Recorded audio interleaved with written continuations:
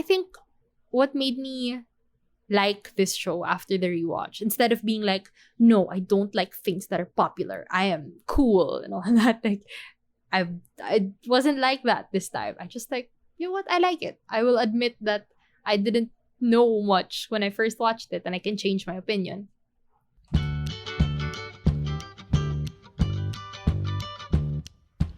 Good morning, good evening, and good day. I'm Francine, and I really love Kdramas. You're listening to Dramabuds, a Globe Studios podcast.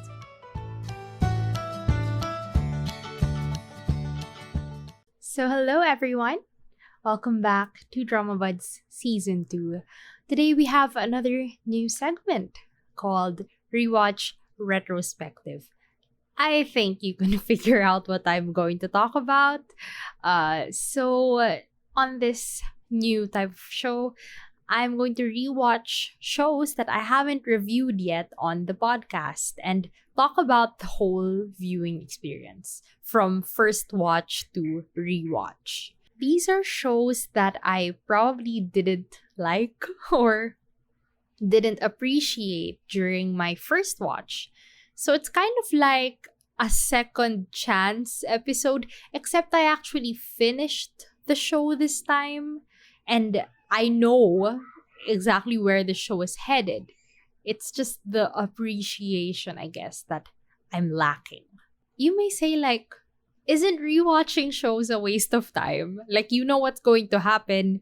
Why do you need to watch shows again? And to that, I say, one, I have an entire episode talking about all the shows I think I'll rewatch someday. You should go listen to that. And two, I think rewatching is really helpful for me as a viewer, as a consumer of media, because one, I know where the story is going.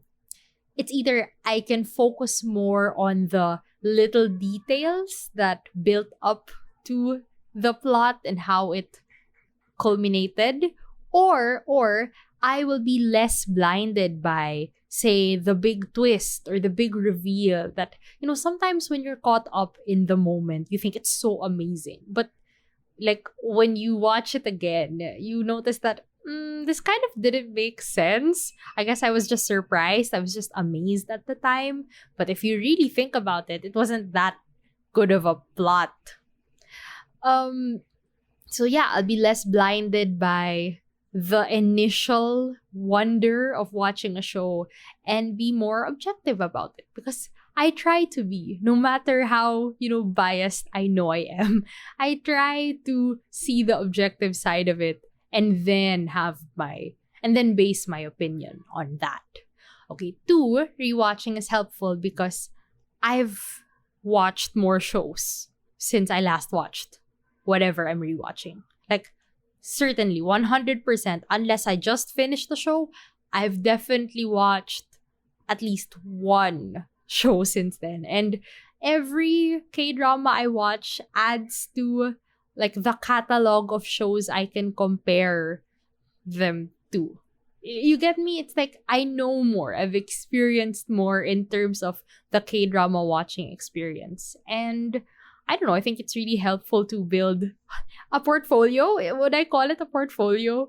But yeah, just, you know what I mean about that. Like, sometimes when we're new, we haven't watched a lot of shows, we think things are so amazing, but that's because it's just the luster of newness, of novelty.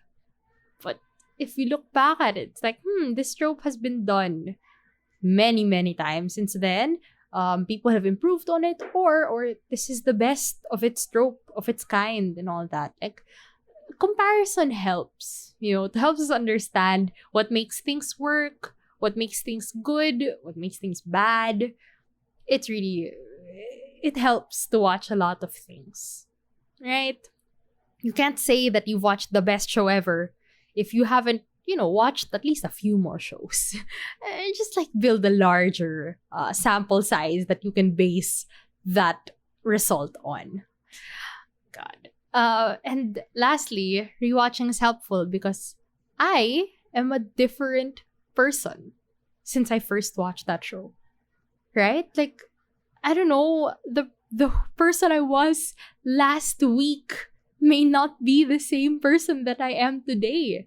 And this is self-explanatory. I think we are all aware that we don't stay the same throughout time, and especially as we experience more things, as we watch more things, we learn more things, we change. Our preferences change, our perspectives on certain things change, and it's nice to reflect on that through watching K-dramas. Gosh, using K-dramas for self-reflection, that is what I advocate.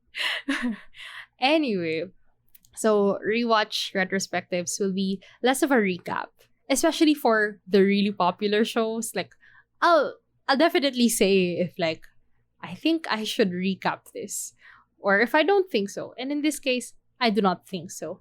So, what show are we talking about today? I would say this needs no introduction. It's Goblin, or Guardian the Great and Lonely God. A 2016 drama written by Kim Un-suk and directed by Lee Ung-bok.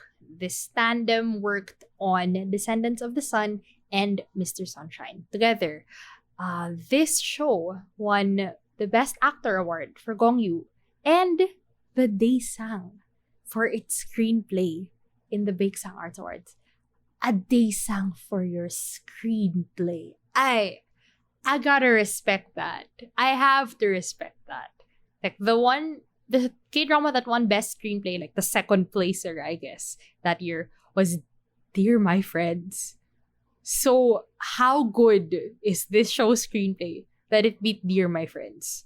Which to me is one of the most well-written shows, not just in terms of the lines, not just in terms of the plot, but really the characters, the relationships. I have a whole episode on that, which was so vague because I couldn't spoil anything. I don't want to ruin just the experience of watching that show for the first time for most people. So it's just me talking about my feelings mostly, but go listen to that episode. Right now we're talking about Goblin, winner of the Daesang for screenplay. That's crazy. So this show, even though it was released back in 2016, is still currently the 5th highest rated drama in cable television history. It's hugely popular, made so much money through PPL and all that. It was a phenomenon, a cultural phenomenon in Korea and also internationally. It was so popular here in the Philippines.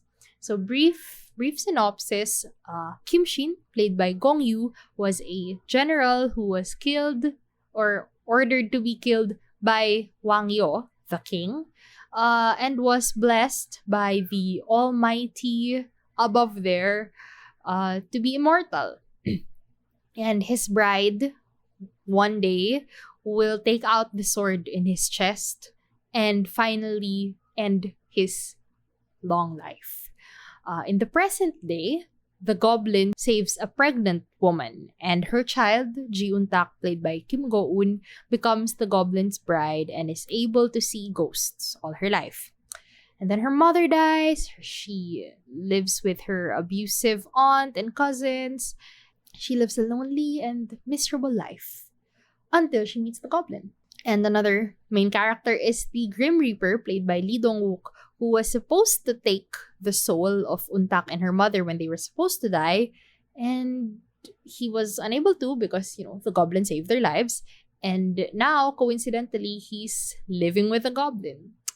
So I won't be spoiling everything, but I will be discussing a lot of plot and characters as I'm reviewing this show. So this is not spoiler-free at all. Though it's not a fair assumption just to think that people have watched this show. Is it not a fair assumption? I don't know. Anyway, so from my first watch of Goblin, this was the 4th K-drama I ever watched from the official start of my K-drama phase. So I tried it back when it was airing, or when it recently aired back in 2017. But I really couldn't get into K-dramas back then. I think I made it to the first kiss Before I was just so weirded out that I couldn't handle it and I just dropped it. I couldn't continue. And then, years later, we're here now. I decided to watch it at the start of my K-drama journey because it's a classic. Like, it's a classic. Everyone's watched Goblin, right? But then when I was watching it for the first time, it's like I saw what they were seeing visually. It's so pretty. But I was so bored the entire time. Honestly, guys, I was so bored. And I didn't know, like, what emotional investment was I supposed to feel while watching this show. Because, just for context, the only shows I watched before Goblin were Crash Landing on You, The World of the Married, and Hospital Playlist. Just very, very different shows. Chloe was like a wild, wacky rom-com. The World of the Married was intense. And Hospital Playlist was, slice of life, slow, chill, heartwarming. My first slice of life show. And then Goblin it's slow. It's a fantasy. Sometimes it feels like a mellow, but then it also has a lot of comedic moments. So I don't know really where it lands on any of those genres. So yeah, at least compared to the shows I have already watched by then, it's like I had specific feelings for those shows. In this one, I was like, am I supposed to be super invested in the romantic relationship? Or in the second lead's romantic relationship? Or just like pity their past lives? I didn't know what exactly I should feel for them. And yeah, the problem was that the greatest obstacle for me was the romance between the main leads. Like, the age gap was too much, okay? Not even counting the 900-year age gap. Like, even just considering that he looks like a middle-aged man and she is a high school student. Like, I know she's 19 age-wise, but stage in life-wise, she's a high school student, bro. I couldn't. Like, I couldn't deal with it. I felt sad when, when the goblin died. And I felt sad in the ending, I guess. But I wasn't sad to the point where I felt emotional attachment, like genuine emotional attachment. If the main love line is what's supposed to keep me engaged, then I guess it failed. Sorry. And I also could not get into the second lead love line, which a lot of people really found cute and loved so much. I just couldn't. It's age appropriate. Apparently that's the bare minimum, but I was bored by it. I just couldn't get into it. Of course, like, I guess the main relationship I loved was the romance between the Goblin and the Grim Reaper, but that's a pretty common opinion. I think a lot of people feel that way. I love the OST, of course, still an iconic OST. Just in general, I couldn't get into it. And I couldn't call it as good as others said it was. But I finished it. Okay, I finished it because I didn't drop shows back then. I don't know, I thought you had to finish everything you started. Which I guess paid off because I could say that I watched it. So if I had an opinion on it, it was valid because I actually finished the show. Note that I really can't say much in detail because that's how little of an impact it left on me. And it's been so long. It was the 4th K-drama I watched. So probably around June or July last year. That's crazy long ago. Too much has happened since then. But anyway, so since then, I have watched over 60 K-dramas. Do you understand how inexperienced I was when I first watched this show? So yeah, 60 K-dramas later, I'm here now. And I decided to rewatch it because I really felt like I was missing something during my first watch. Like, I wasn't that big of a K-drama fan then as I am now. And knowing all the good and all the bad shows I've watched since then, I thought I should reevaluate how I felt about it as a show. And especially because I do not consider it to be a good starter K-drama. It was one of the first K-dramas I watched, okay? That was a mistake. I was not ready for that at the time. I could see how it was good objectively, I guess, but I wanted to understand the emotional attachment that people had with the show, because I don't like things just because they're pretty or they're iconic or just because they're objectively good, okay? Like, I don't like every award-winning show. I could appreciate it, I could say that it's good, but to say that I really like it, nah, I can't say that for every show. So I wanted to reach that point, or if not, just to at least see what was really, really, really good about it, So after rewatching it, I get why people like it. And I consider it to be a good K-drama, okay? I'll still call it a little overrated, right? Still a little like, wow, so much praise, really is. Most of it is deserved, but the magnitude though. But more importantly, I have seen enough negative opinions on it to feel like there's a balance. Like, okay, people feel comfortable enough to say that they don't like it, right? So that must mean that the hype has kind of died down. People are a little more open to criticism and negative opinions. Unlike other popular shows that I won't name, the people are still so into it. No matter how many years have passed, and it seems like if you say something negative about it, people will just come at you and say, no, you're not giving it a chance. Even if I already gave it a chance. One day I will name that show. But I think some people can figure it out. Anyway, like I would say that the luster of the show, the prettiness of it all, it's still there, but people aren't blinded by it anymore. And that's a good it's a good metaphor. But yeah, people are not blinded by the good things about the show, and people are coming out with their honest opinions that are not entirely positive.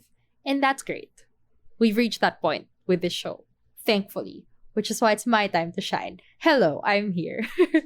Okay, so my main focus when rewatching was focusing on the main couple, on Jeon-tak and Kim Shin. It's like I focused on understanding them as characters first, and then their romance second. Because I think, well, in simple terms, they're both very pitiful people, okay? Like, this is how I understood their characters, okay? Jeon-tak, to me, obviously had a very difficult life.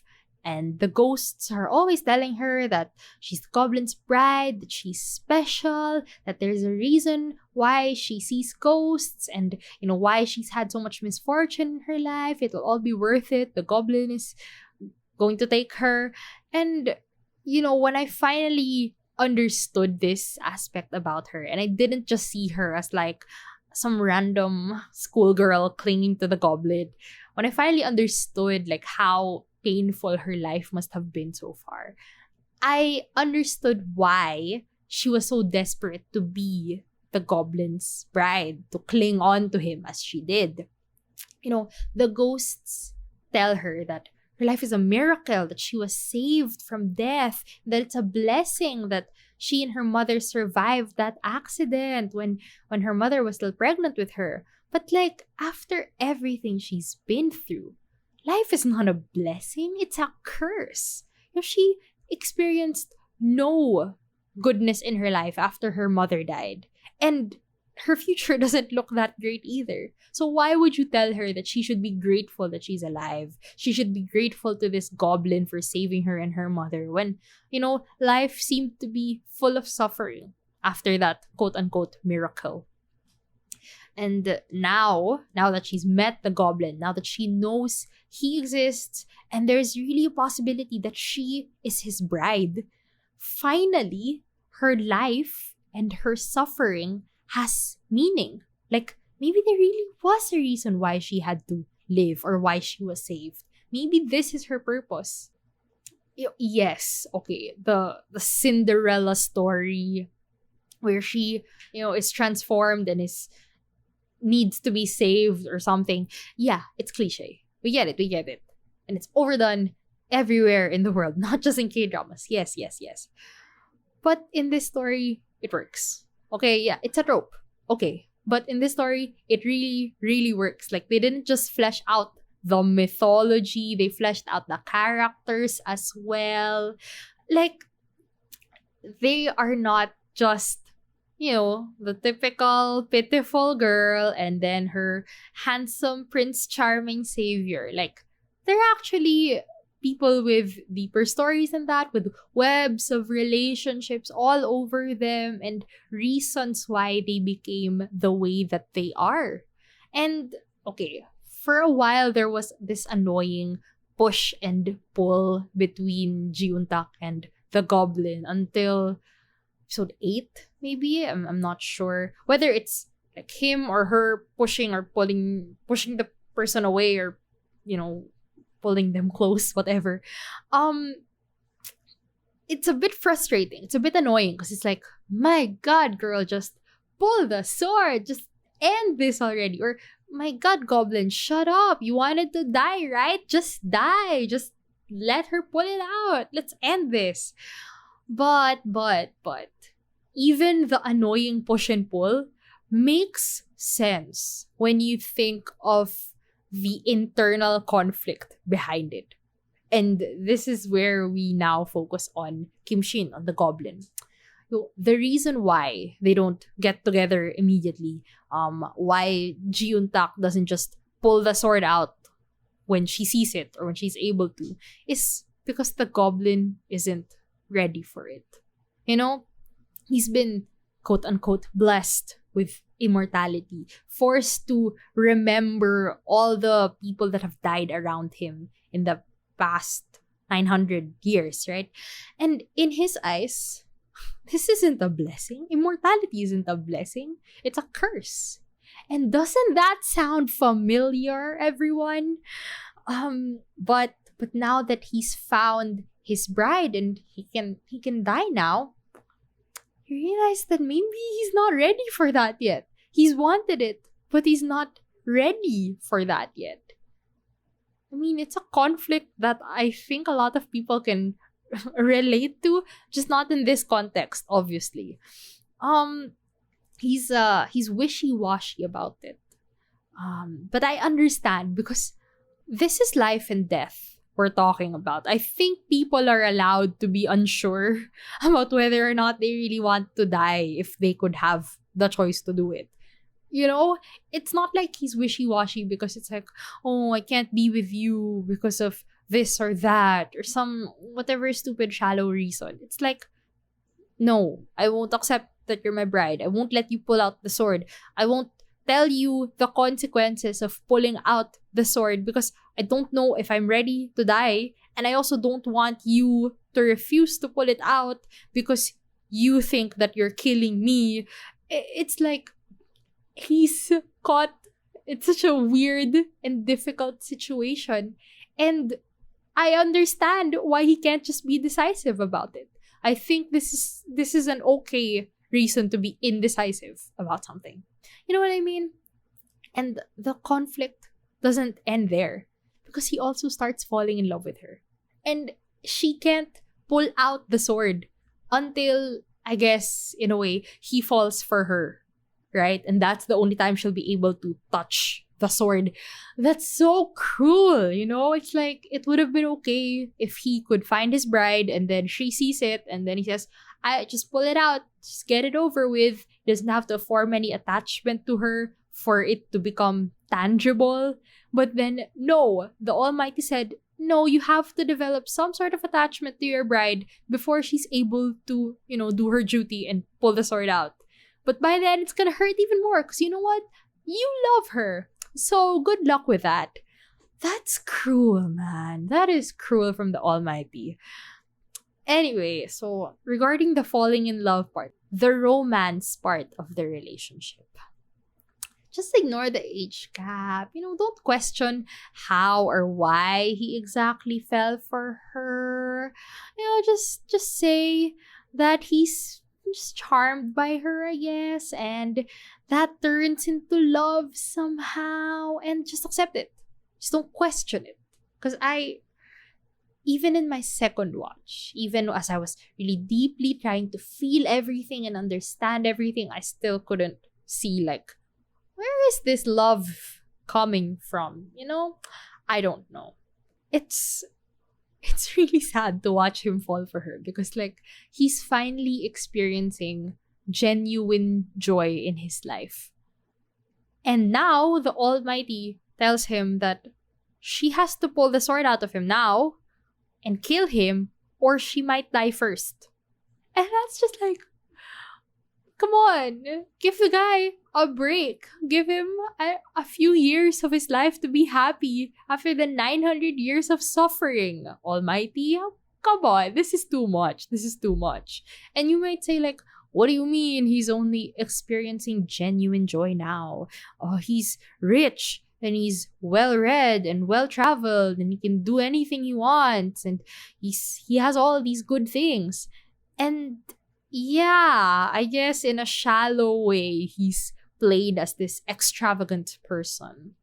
But he's still deeply, deeply wounded by his past, right? By everything he's experienced, the betrayal he experienced, and all the deaths that he caused, and the deaths that he witnessed of all the people around him who took care of him, who were by his side for 900 years, okay? He's not like a picture-perfect Prince Charming just waiting for his bride. He's a person who's deeply wounded, and like it's just one side of him that he gets to be extravagant and funny and all that, but like there is also another side of him that is still human, in a way, human.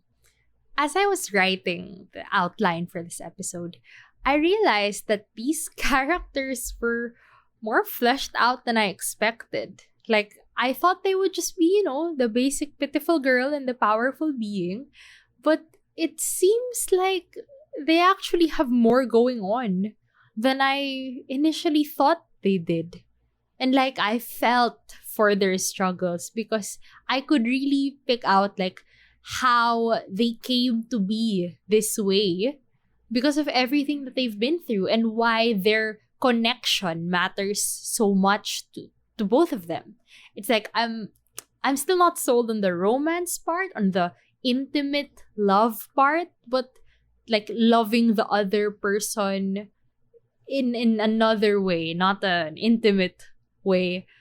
I could get behind that. I saw how that came to be.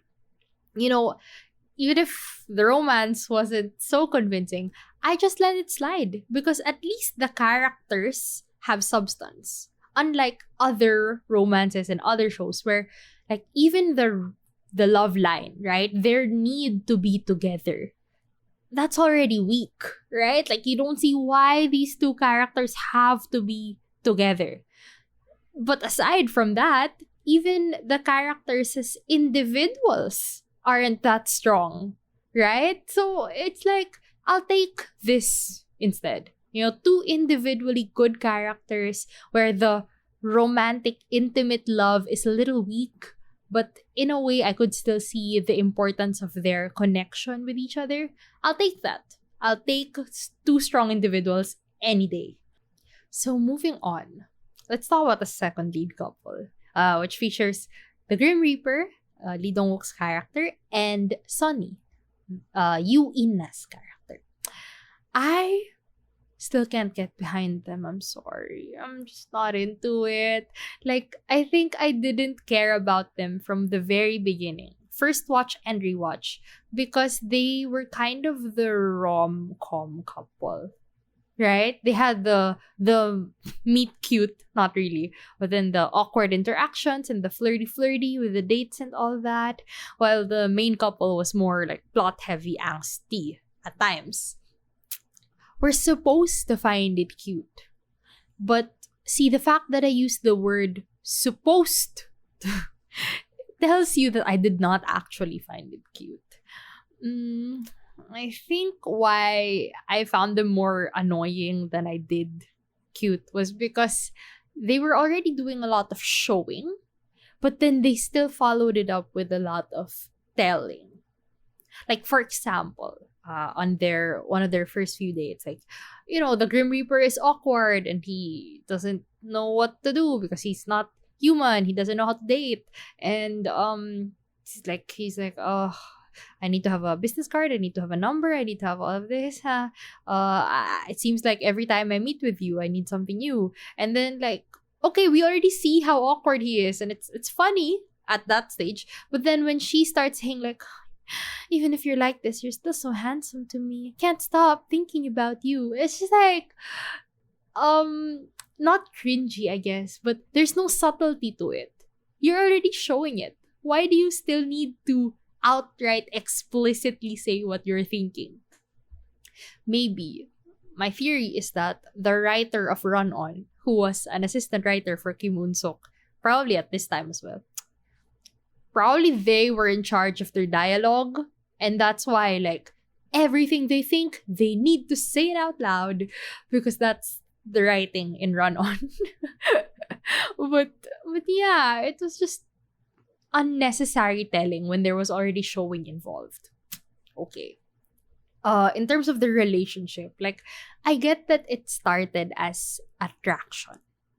Makes sense. That's normal. But then I don't know where the attachment came from. It's like, I get that they, like, at least for the Grim Reaper, he was curious of, like, why he started crying when he saw this woman. Right? Okay. So I get why he was attracted to her in that way. And of course, he's handsome, so she's attracted to him in that way. But then, like, when they discovered their past and stuff and had to, like, break up, essentially. Oh, I don't know where all this deep attachment came from. In the present times, at least. Not in terms of their past lives. You know what I mean? It's hard to explain.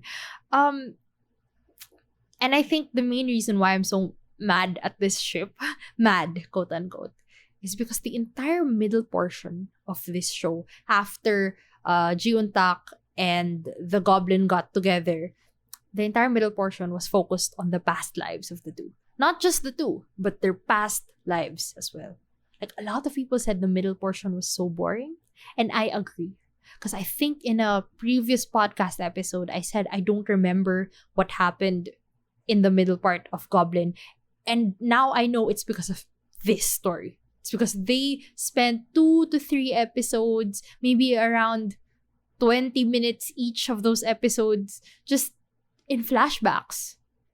And I don't know why it had to be entirely in flashbacks. Is there no other creative way of showing how their past lives went without going straight into flashbacks? Because I'm not attached to, Wang Yo and Kim Son that much in the flashbacks in the past. I am attached, quote unquote, to the present people. So I just spending 20 minutes in very slow sequences was a bit of a pain.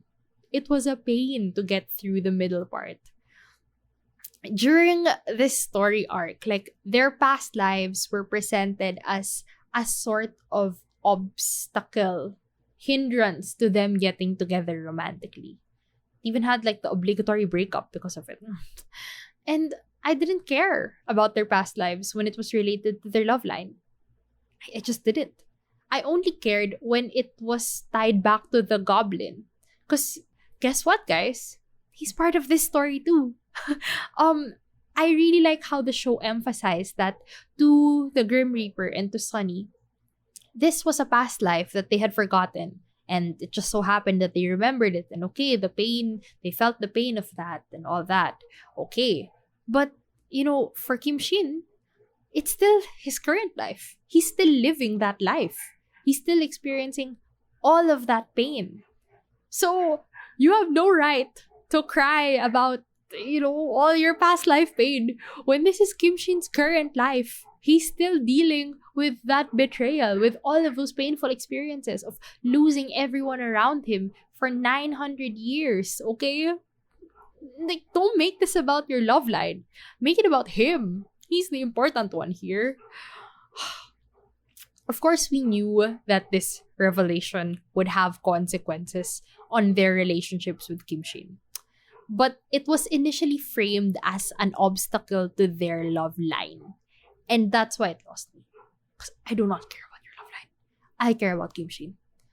And another thing that bothered me about this part was that, Ji Untak, the sword, the goblin's death, all of those, like the major plot points, right, for the past half of the show, they just got sidelined for this revelation arc.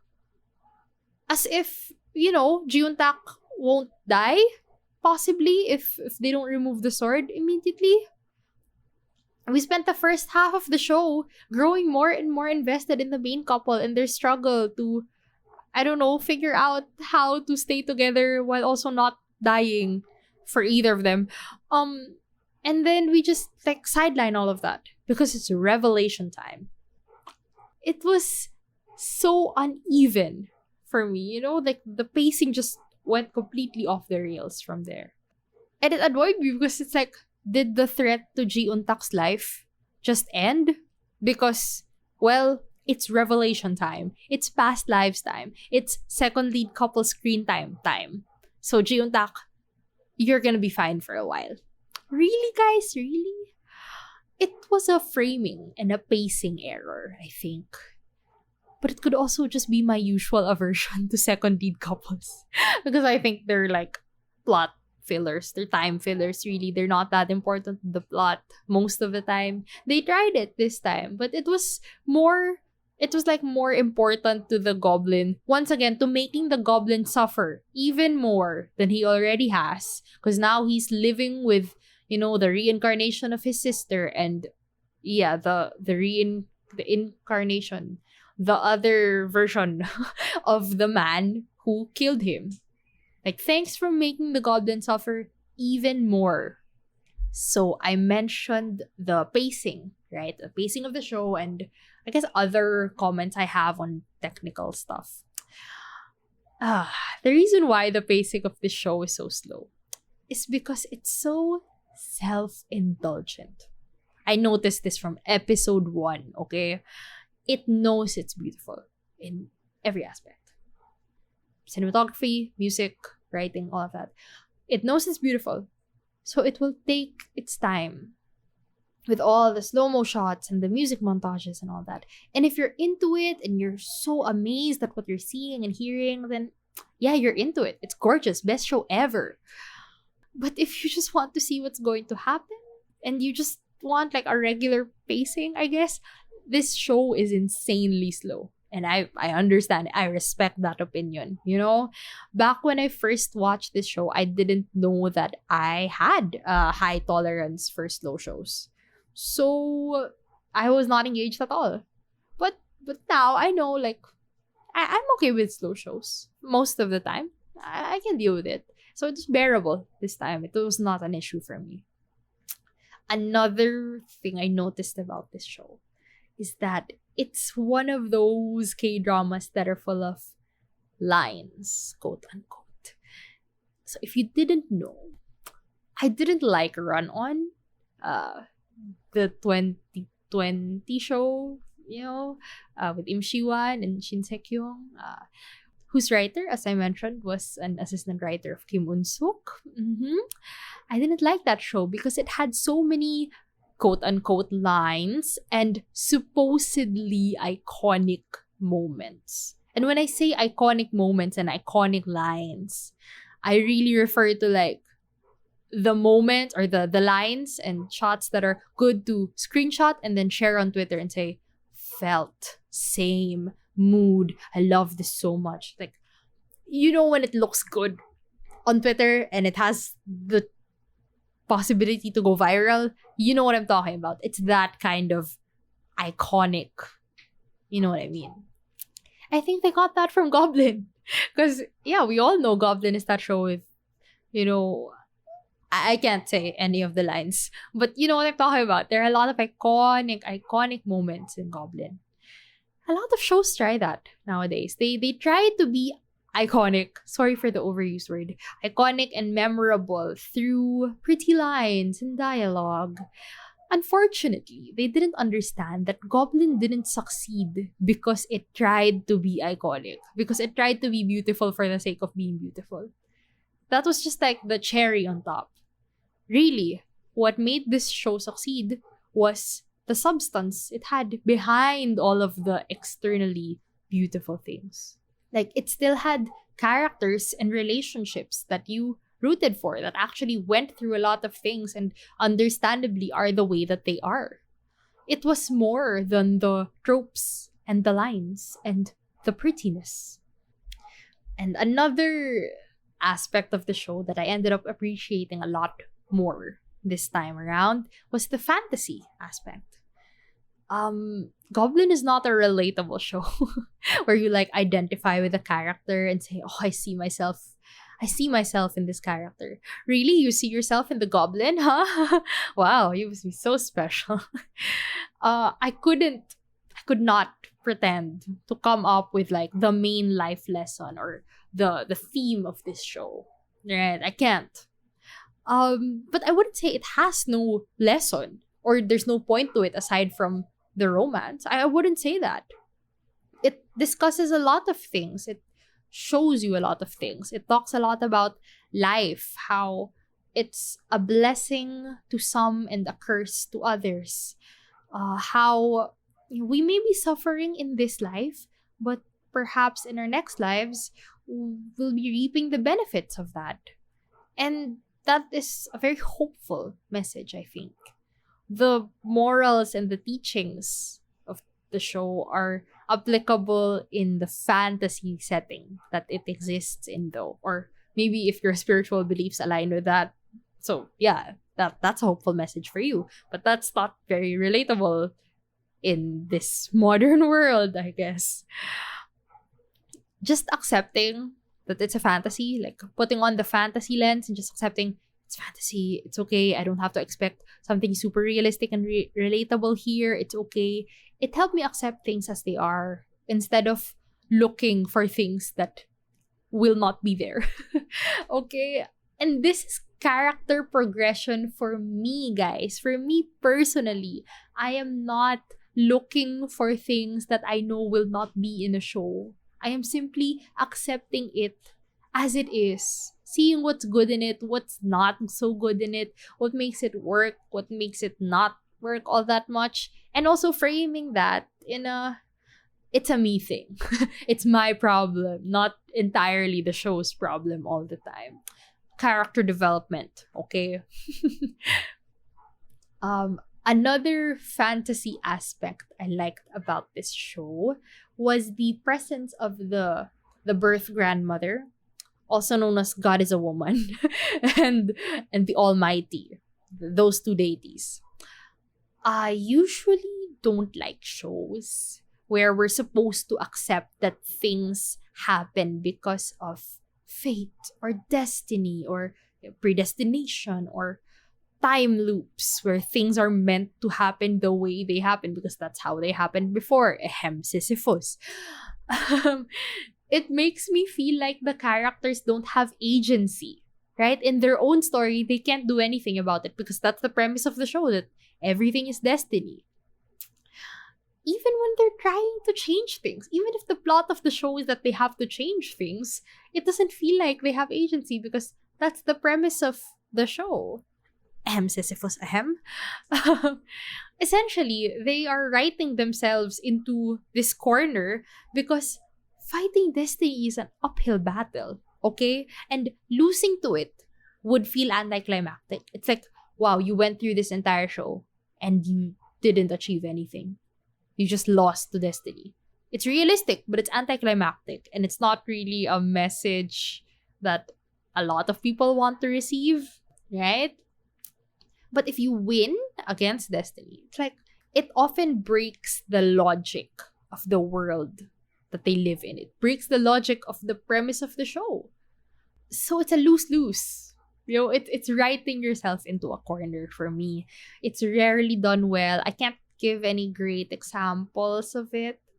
Maybe 365 repeat the year. That's a time, not a time loop show, but time travel in a way. And it dealt with it well, where it felt like the law, they kind of won against the time loop aspect or the butterfly effect aspect that endangered their lives. That's all I'm gonna say about it. But it did it in a way that didn't break the logic of the show. Would recommend that. Anyway, sorry, back to Goblin and Fate. Okay, but in this show, Fate was kind of personified through God is a woman and the Almighty, right? Destiny was set into motion by two people that you actually see as characters. And so, I didn't have to just accept that, okay, maybe things happen because it's fate. Right? It's not something intangible that I just have to convince myself this is how things are supposed to be. There are living, breathing deities walking around on Earth, showing up in the right place at the right time to set things into motion and set destiny into motion. Because they decide what destiny is. They decide what fate is. And so, I take that instead of just accepting things that there's, that things move in mysterious ways. I don't want to just accept that. Okay? I'd prefer that we have just these characters who can break all the rules of this universe and do whatever they want in it and just set things into motion. I'd prefer that because it helps me visualize it better.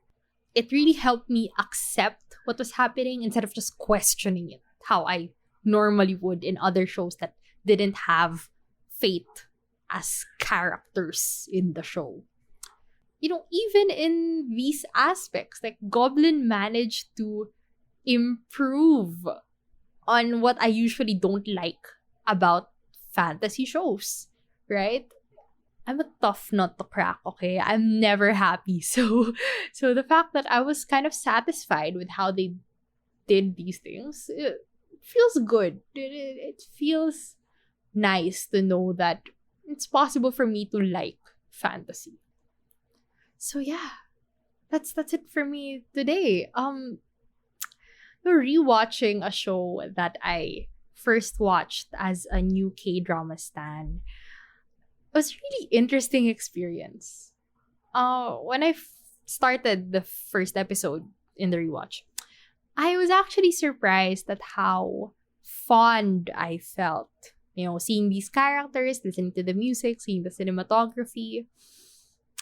I think what made me like this show after the rewatch, instead of being like, no, I don't like things that are popular, I am cool and all that, I wasn't like that this time. I just you know what, I like it. I will admit that I didn't know much when I first watched it and I can change my opinion.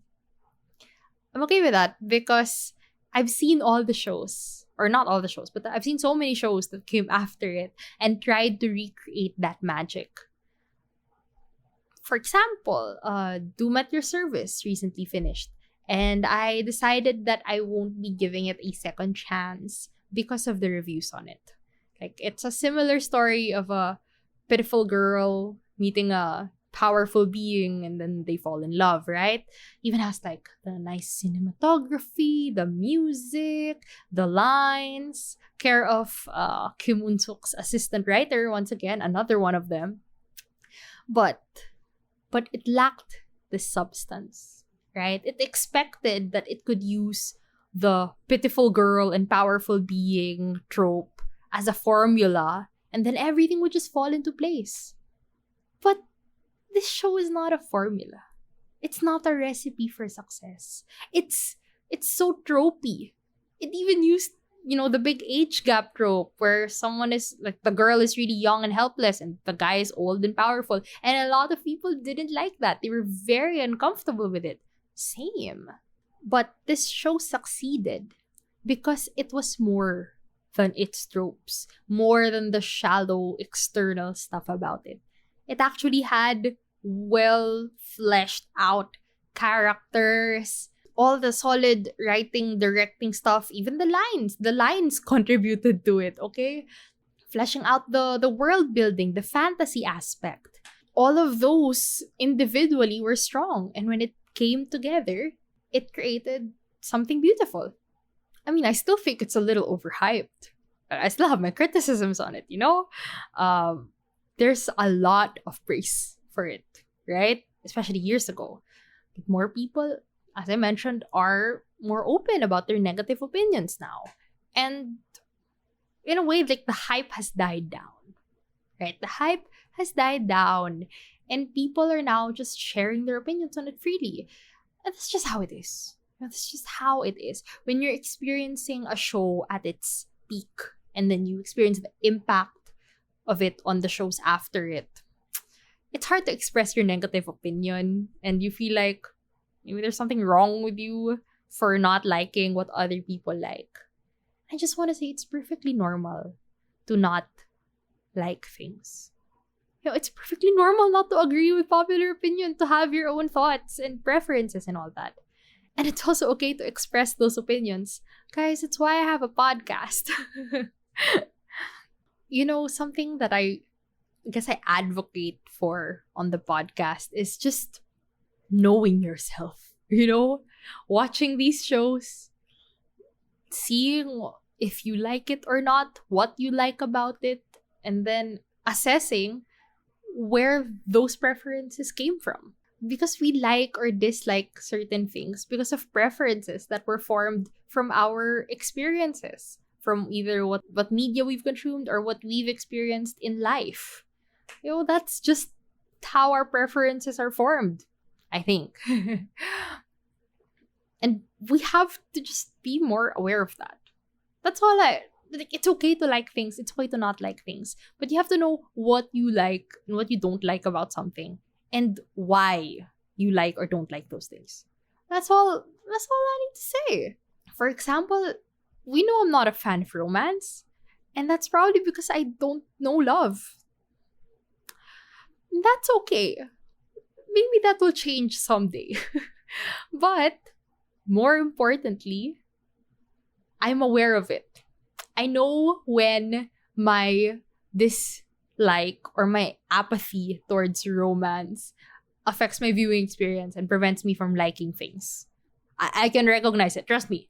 I know that sometimes I just need to like things, but I just can't because it's just romance and it's not for me. I know myself enough to know when something is not for me. And I'm getting better at just not watching those things so that I don't bring this negative energy into my life. Okay? But my point is, know yourself, look at what you like, what you dislike, and see where that's all coming from. Let's be more mindful consumers so that we, know ourselves better through every show we watch. That's it for me and my TED Talk today. If you have other shows to recommend to me, if you heard me mention it but I haven't reviewed it, you want to hear something about it, feel free to suggest them in the comments on Facebook, YouTube. I have a Twitter now. You can message the page, send me a direct message. Go. I'm super open to trying shows out or talking about some of the ones I haven't talked about before.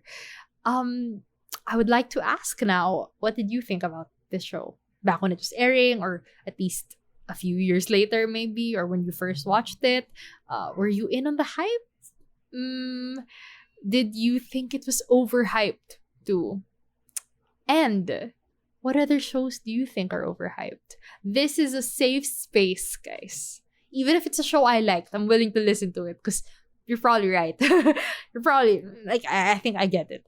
But yeah, I'd love to hear those opinions because we gotta hear it. We gotta let it out, guys. I support this.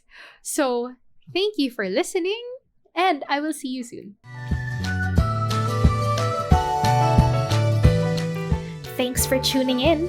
Feel free to leave a comment, like, subscribe, follow, and tell me what you thought about today's episode. See you soon!